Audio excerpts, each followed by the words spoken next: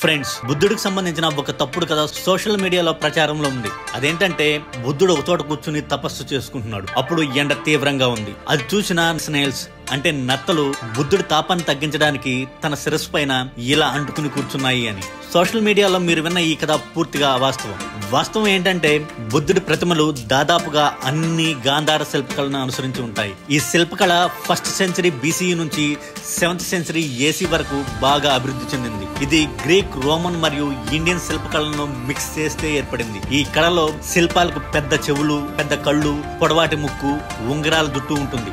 మిగతా శరీరం మాత్రం ఇండియన్ శిల్పకళను పోలి ఉంటుంది. ఈ గాంధార శిల్పకళ అభివృద్ధి చెందే సమయంలోనే బౌద్ధం కూడా ఎక్కువ ప్రచారంలో ఉండడంతో ఎక్కువగా బుద్ధుడి శిల్పాలు ఈ గాంధార శిల్పకళను పోలి ఉంటాయి. ఆ కాలంలోని జైన శిల్పాలు, హిందూ దేవుళ్ళ శిల్పాలు, రాజుల శిల్పాలు కూడా ఇలాగే ఉంటాయి. అంతేగాని నత్తలు బుద్ధుడి తల మీద కూర్చున్నాయి అని చెప్పే ఈ కథ పూర్తిగా అవాస్తవం.